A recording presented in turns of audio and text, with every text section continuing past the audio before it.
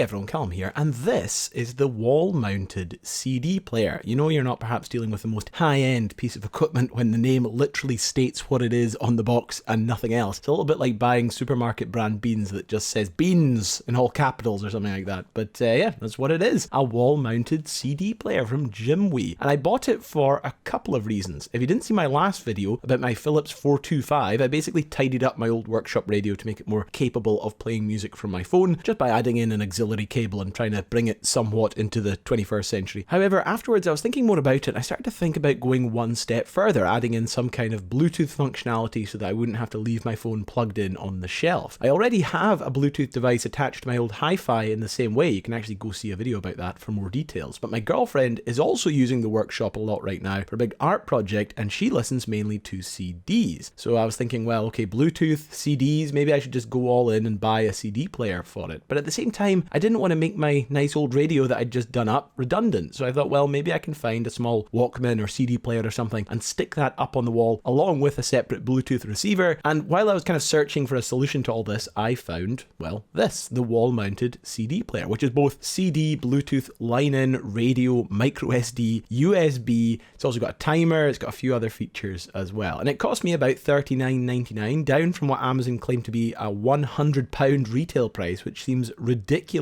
steep. I think £40 is a little bit overpriced for this, but that may just be one of those falsely inflated prices to make it seem like you're making a saving. And you can also find alternate versions of this everywhere, sold by different distributors, different names on eBay and various other places too. My idea for the workshop was to have this as a sort of receiver and run a line into the radio, which would then essentially act as an old, slightly rubbish speaker for it, thus giving me all the modern functionality of a radio, Bluetooth, CD player, etc., with the nice old wireless still serving somewhat of a purpose. As you can see, audio quality ranked quite low on my hi-fi priorities right here. This is all about trying to create something that's a bit fun and a bit unusual and a bit interesting, and the challenge is almost trying to integrate my old radio into this somewhat. So yeah, if you're looking for a review of a high quality audio device, well, you'd probably want to look elsewhere. So what do you get in the package? Well, there's a whole choice of colours according to the box. You'll see what I went for when we open it. But the one I bought actually only had a choice of two colours, black or white, not the pinks or blues that are shown here. On the back, just some very basic descriptions as well. Very curious little demonstration on the back though. This is actually one of the major reasons I bought it, and it seems that they promote it as quite a large selling point. The power switch on this is also the power cable. So you pull the power cable down to turn either device on or off. And of course this is quite handy for my plans because the player and the radio itself are up on quite a high shelf in my workshop, and my plan is to run this cable down the wall so that it could be easily turned on or off without much fuss. So opening up the box, and you can see it was the white version I got, of course, and along with an instruction manual. There's nothing in here really that's worth covering. The English translation is very good and very clear, but then again, this did almost cost about £40, so you should probably expect that. Shows what you get though with this player, which is the power supply, an auxiliary cable, stand, wall mount, remote, screws, various little bits and pieces, which to be honest is quite good.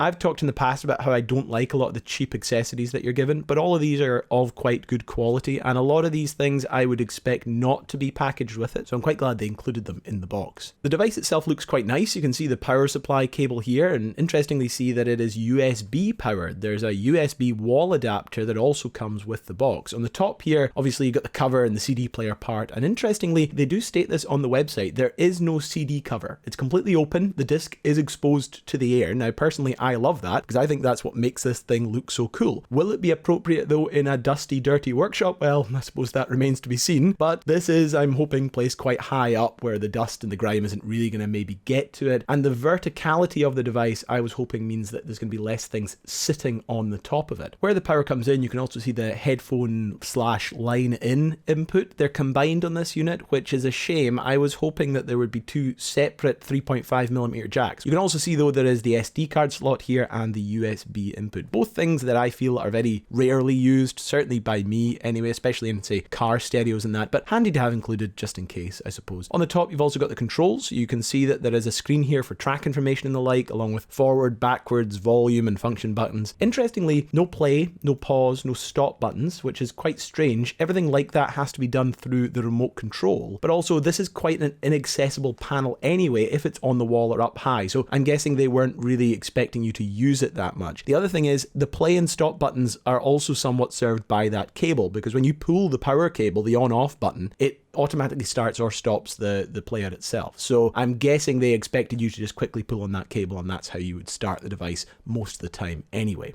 Now, other gubbins in the box, well, you got this stand, which is quite nice. It's a little bit cheap and plasticky, and I do feel this were to break if you were to overuse it a bit too much. This center support arm especially has these little cogs to hold it and manipulate it, and the couple of times I used it, the plastic was already starting to get sheared off. But I'm glad they included it. It allows you to prop it up on a desk, and I could actually see myself keeping this on a desk. I think the real appeal of this, in some ways, is that disc, the way that it spins and being able to show it to you. Now, the stand's probably not something I'm going to be using. The wall mounts included here, though, are the important aspect of it for me, but handy nonetheless, and I'll probably find another use for it is just a pretty basic stand at the end of the day. It would fit an iPad or anything like that. You've also got a few other bits and pieces, plugs, cables, and the like. You've also got this remote, which is very standard. All the functions that aren't found on the device, of course, are found on this remote, and it accepts 2 AAA batteries. So the thing that really makes this different is the part we talked about, that pull switch, the pull cord that turns the device on or off. Now, I set the device up on the stand initially, just because obviously it's not going on the wall in here in my studio. And although it looks nice,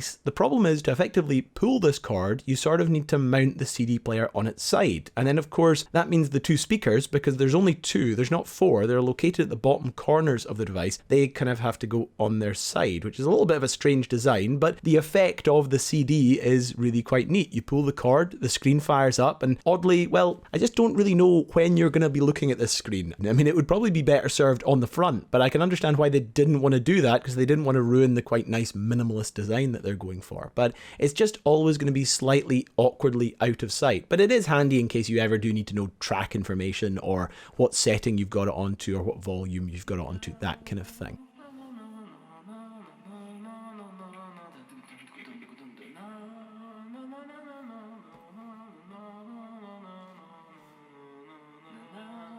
Anyway, the disc fires up and it starts playing away, and the sound, to be honest, is not great, especially for a £40 device. It feels quite tinny, which you might be able to infer from the video here, but it doesn't have much depth to it. It's not very rich, and it certainly doesn't feel like a stereo setup in any way either. If I'm honest, it's kind of what I expected of it. The audio quality also is not my main priority, and like I mentioned, my intention was not to use the speakers with this, but I can't stress just how much I enjoy the image of this thing. The way that it's sitting there and playing away, it feels very retro futuristic and fun. If you've got a nice collection of CDs that have really nice CD art that does work when it's spinning around as well, you can get some really interesting colors. And I actually genuinely did consider ditching my plan entirely of putting this in the workshop and actually just instead mounting it here in my studio, which is all white and I think would match quite nicely with the device. Now, going through the settings, you can see them changing here on the screen, and also you can see that flickering on the screen. That's only an artifact of the video itself. When you're actually looking at this in person, it doesn't look that way. It looks nice and solid. But you've got a very well-tuned radio. It's just FM. Radio signals are quite tough to get around here sometimes, up here in the rural islands of Scotland, but it works very well. And there's no obvious antenna either that's sticking out. It's like a kind of cheap cable or anything like that. The Bluetooth functionality is also very clear and effective. I had no problems pairing it with my phone. The remote also functions exactly how you'd expect it to function as a remote. Works from quite a good distance away as well. And there's also a timer function, which lets you choose how long you want it to play for, 30, 90, 120 minutes, which again, quite effective if that's what you're looking for.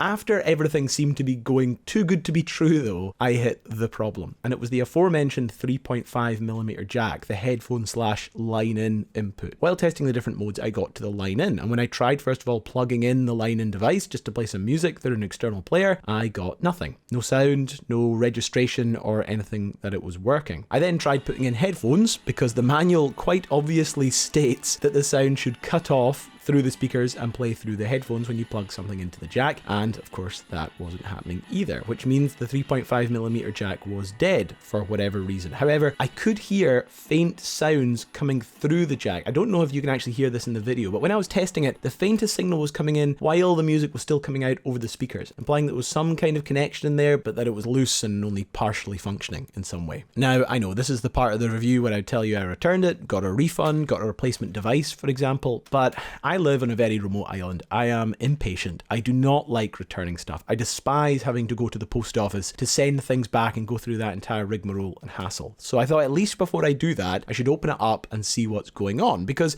it's a pretty simple device at the end of the day. It's probably just going to be a result of dodgy soldering. I've had to deal with worse things in relation to the van and my other HiFis and record players and stuff like that in the past. So I opened it up. It's just 4 screws that hold it together, and there is this sort of tough rubber seal that makes it quite stiff to open. But once it popped off, you can see all the internals. Nothing's attached to the back plate, which makes it very nice and easy to work on. And it's all quite simple. A couple of very cheap looking speakers. You've got the kind of laser CD reader, and then perhaps most interestingly, the pull switch, which as you can see here is this interesting function of a switch and string kind of tied together that pulls the switch down. Now, I was worried about the safety of this mechanism, even more so after the things had already started going wrong inside the player just after having turned it on. But you can see here that there's a kind of knot and string in the cable that's meant to stop it from actually being pulled itself or pulling out terminals further up. I'm actually glad I opened it up as well though, just for that, because I was really curious as to how this thing worked and where the pull cord function sat in the player. But the moment I opened it up, I could also see what the problem was with the line-in. The connections to the jack were broken and they were actually lifting free from the board. And this is the main reason I would recommend against buying this, if I had to give one reason. Because I think, while this is a neat device, this particular 3.5mm jack design is very, very bad. The thing is, the way that you put a jack into this player, or any player for that matter, you're always going to be applying some form of pressure in the form of pushing the jack in, but also sometimes up or down or to the side, especially when you can't see the jack in this situation, because the player's always going to be up against a wall or propped on its side or something like that. When you put the jack into this, you're always pushing or applying pressure away from the board which it's soldered onto. And crucially, in this situation here, there's no support or cradle for the line or the connector next to the power cable above it, so that when you go to connect a jack, you're always going to be straining against those solder points, and like in this situation, it breaks the contact and it stops working. I was really disappointed with this, because this is the reason I bought the device. I bought it so that I could plug stuff in via the headphone line-in socket, and even if it works through a replacement or it being fixed, the jack is going to be one of the most used connections in this whole device, and unless they 3D print a part to stop it from straining against the board, it's always going to break if you keep using it, which I intend to. So what's a guy to do? Well, now at least knowing what the problem was, I was adamant that I was not going to return it. I broke out my soldering kit and I did the messiest solder imaginable to pin that connector back down to the board. I hooked it all back up again, and well, I'm happy to report it worked.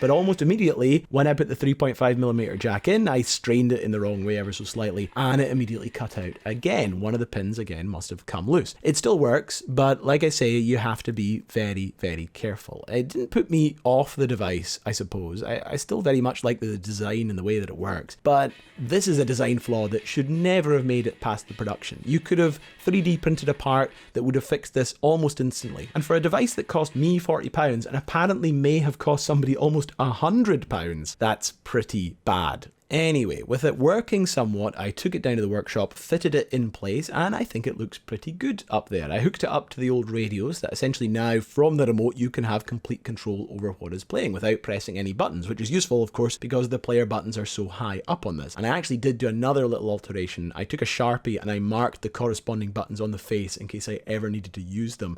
But for my girlfriend, it now means that she can load up one of her discs, pull on the start cord, and have the player just start up in order and in shuffle or however she wants it, and she can then mess around with the volume and various things by going up and down using the remote. I can connect to my phone using the Bluetooth, I can play my podcast through there, I can switch to FM, all running through the old radio that also gets to serve its function in the workshop. So all in all, a pretty fun novelty system. Would I recommend this though? Well, the answer is probably not. I mean, that jack is a really silly, really badly designed oversight, and that really did frustrate me. Then again, I bought this specifically for the functionality of said jack. So if you're more into the novelty of just playing CDs in the open like this on your desk, maybe just with the built-in speakers, or just having a kind of neat wall-mounted player and radio or Bluetooth device, well, you know, go for it, I suppose. But I personally think the value in this is having it hooked on the wall wall and connected to another better speaker system, so you get the benefit of the player's unique appearance along with the better sound quality of a good sound system. And that's where this jack makes me slightly concerned about the reliability of this device. And if you're wanting it for the FM radio or you're wanting it for the Bluetooth system, well, you can probably get one of those Amazon Google Assistant things that sit on your desk that does all that for you for around the same price. I don't know, I am completely and utterly against any of those kind of systems, but I'm just saying that's probably more in the wheelhouse of your average consumer. If this was £20, sure, go for it. For a £40 device though,